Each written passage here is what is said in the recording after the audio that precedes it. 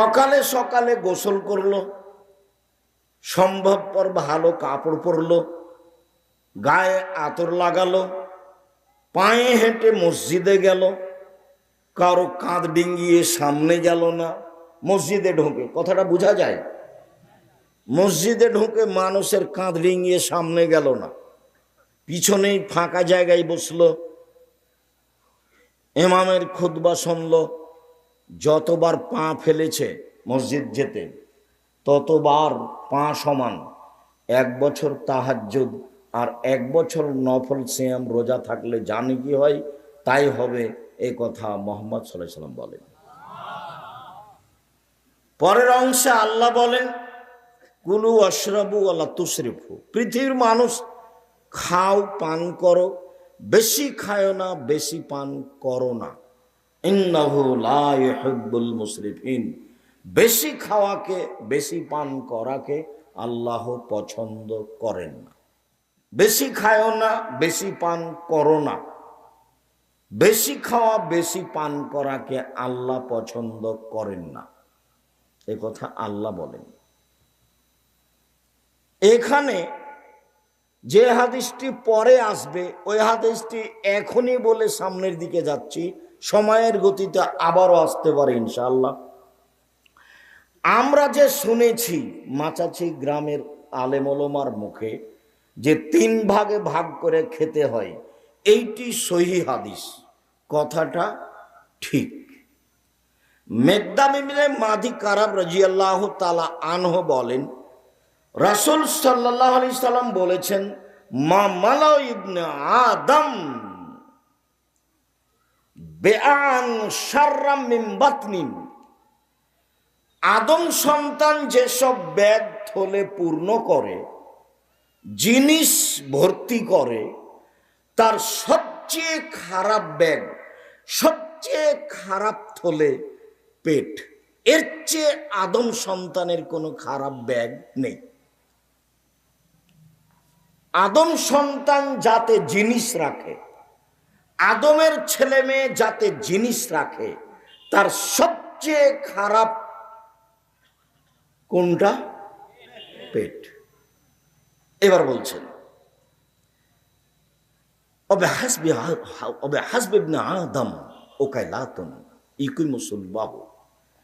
আদম সন্তানের জন্য কয়েক লোকমাই যথেষ্ট, যাতে সে চলতে পারবে, নিজেকে কন্ট্রোলে রাখতে পারবে।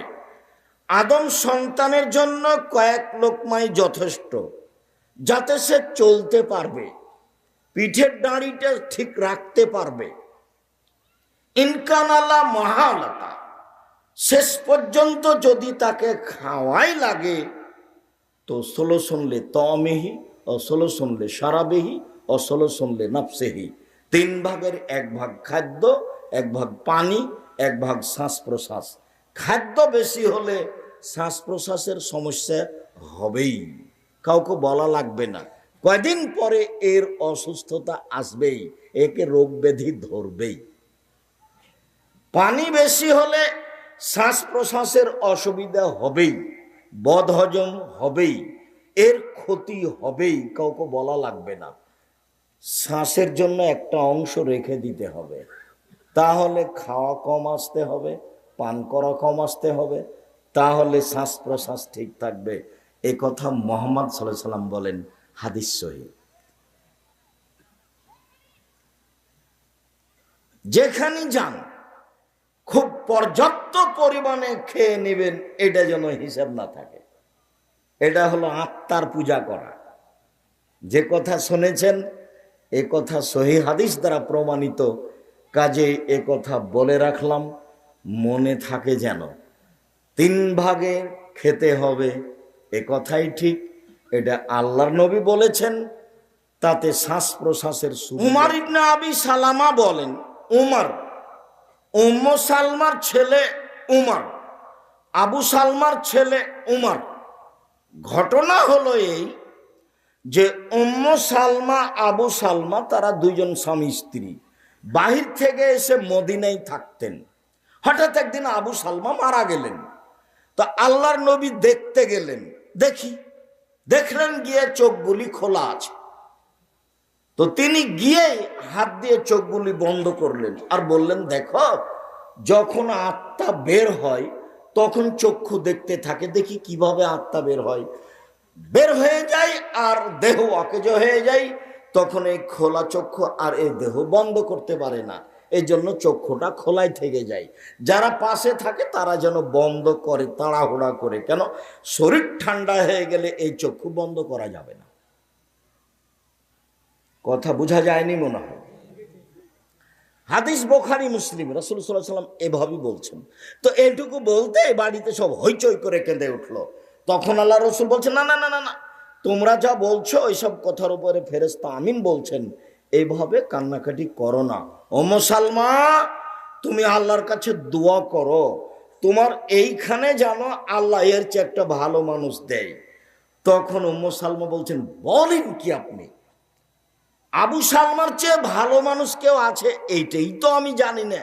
তো আবু সালমা মারা গেল, সেইখানে আমি তার চেয়ে একটা ভালো স্বামী চাইবো, এটা কেমনে হয়?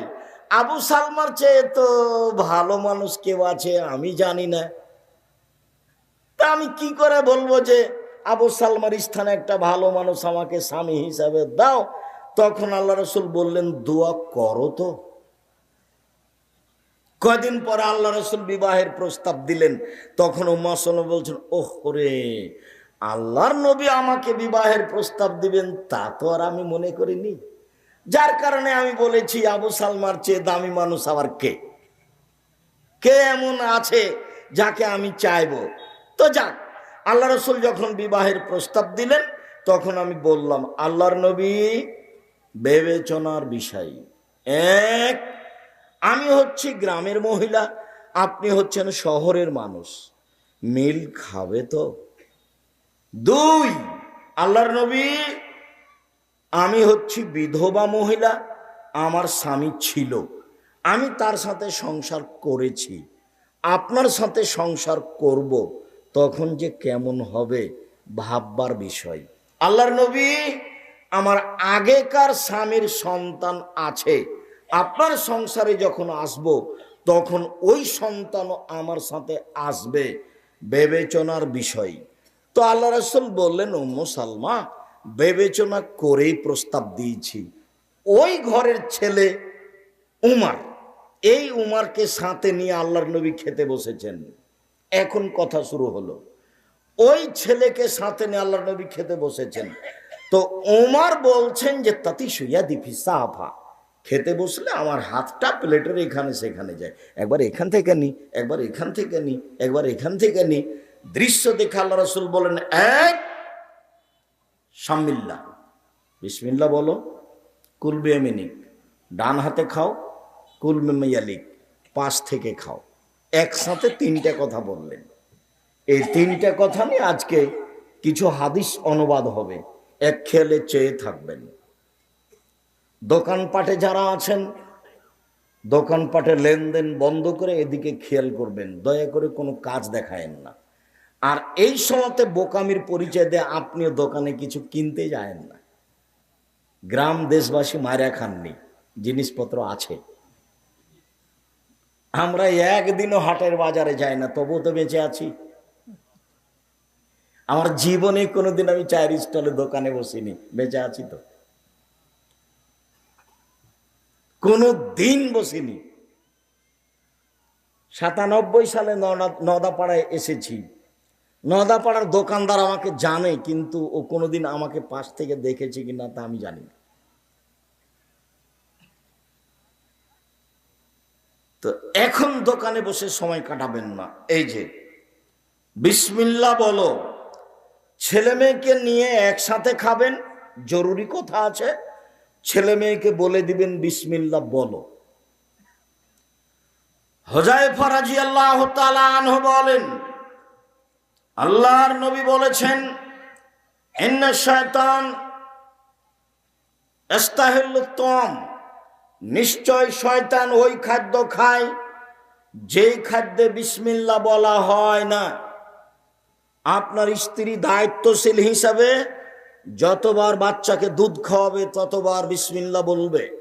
যদি বাচ্চাকে দুধ খাওয়ানোর সময় বিসমিল্লাহ না বলে, এই দুধ শয়তান খাবে, নিশ্চিত খাবে, অবধারিত খাবে। আল্লাহর নবী বলেছেন খাবে, অতএব খাবেই খাবে। বিসমিল্লাহ বলে খেতে বসবেন, নইলে এই খাদ্য শয়তান খাবে, কাউকে বলা লাগবে না। জাবের রাদিয়াল্লাহু তাআলা আনহু বলেন, রাসূল সাল্লাল্লাহু আলাইহি ওয়াসাল্লাম বলেছেন, ইজা দাখালা আহাদুকুম বাইতাহু যাকারাল্লাহ ইনদা দখিলা ইনদা তামিহি কালা শায়তান লা মাবিতা লাকুম আলা আশা। যখন কোনো মানুষ বাড়িতে ঢোকে সালাম দিয়ে ঢোকে, যখন কোনো মানুষ খেতে বসে বিসমিল্লাহ বলে, তখন ইবলিস অন্যান্য শয়তানকে বলে লা মাবিতা লাকুম আলা আশা, এই বাড়িতে থাকারও নেই, এই বাড়িতে খাওয়ারও নেই। কেটে থাকাও যাবে না, খাওয়াও যাবে না। থাকা যাবে না কেন? সালাম দিয়ে ঢুকেছে এই জন্য। বাড়িতে কেউ না থাকলে সালাম দিয়ে ঢুকবেন, বাড়িতে ফেরেশতা আছে। জরুরি বিধান, জরুরি, লজ্জাবোধের কিছু নেই। সালাম দিয়ে ঢুকতে হবে। স্ত্রী আছে, হঠাৎ করে বলবেন এত বড় কাজ কেমন হলো, কেমন কেমন লাগছে, ভালো লাগে না, যেন নুন নাই আন্নায় না লাগছে। কেমনে বলি? জি না, সালাম দিয়ে ঢুকতে হবে। চাঁপাই নবমজের ভাষায় আপনি তো সালাম দিয়ে ঢুকবেন, আপনার বাপকে ঢুকতে হবে, আপনি বাধ্য। এখানে আপোষের কোনো সুযোগ নেই, সালাম দিয়েই ঢুকতে হবে, বিসমিল্লাহ বলেই খেতে হবে। তিনি বলেন, এই যে দেখালা আহাদুকুম ওলা মেজ করিলেন তো দখইলেন তামিহি কালা শয়তান মাবিতা লাকুম আশা। যখন কেউ সালাম দিয়ে ঢুকে না, বিসমিল্লাহ বলে খায় না, তখন শয়তান বলে এই বাড়িতে থাকো আর খাও। হাদিস বুখারী মুসলিম, সন্দেহের কোনো অবকাশ নেই। জাবের রাদিয়াল্লাহু তাআলা আনহু বলেন, আল্লাহর নবী বলেছেন, ইন্নাশ শাইতান ইয়াহজুরু ফি কুল্লি শাইইন মিনকুম হাত্তা ইয়াহজুরু ইনদা তাম। শয়তান আপনাদের সব জায়গাতেই থাকে, শয়তান আপনাদের সাথে সব সময় মানুষের সাথে থাকে, এমনকি খাওয়ার সময়তেও থাকে। এখানে একটা হাদিস বলবো, এ হাদিস শেষ হলে ইনশাআল্লাহ। এজা সাকাতাত মিন আহাদিকুম আল-লুকমা, খেতে বসে যদি কিছু ভাত পড়ে যায়, রুটি পড়ে যায়, তো ফালিমিত মিনহাল আজা, উঠিয়ে নিয়ে দেখতে হবে ময়লা মাটি কিছু লেগেছে, লাগলে সরিয়ে দিতে হবে। ওয়াল ইয়াকুলহা, তারপর খেয়ে নিতে হবে। ওয়ালা ইয়াদাহলি শয়তান, শয়তানের জন্য ছেড়ে রাখতে হবে না। ওয়ালা ইয়াদরি ফিয়াতিনাল বারাকা, তার জানা নাই কোন ভাতে বরকত রয়েছে। অতএব খেতে বসলে শয়তান এখানে আছে, এ কথাই ঠিক। একে বিসমিল্লাহ দিয়ে ঠেকাতে হবে, পড়ে গেলে উঠিয়ে নিতে হবে, ময়লা লাগলে সরিয়ে দিতে হবে, সেটা আবার খেয়ে নিতে হবে। সেইটা গরুর চারি গরুর নান্দে দিতে হবে না, আরোটা দেন। আঙ্গুল চেটে খেতে হবে, প্লেট চেটে খেতে হবে। তোমার জানা নাই কোন ভাতে বরকত রয়েছে, পড়ে গেছিল সেটা রেখে দিয়েছো, বাড়ি থেকে বরকত চলে গেছে, ওটা শয়তান খেয়েছে।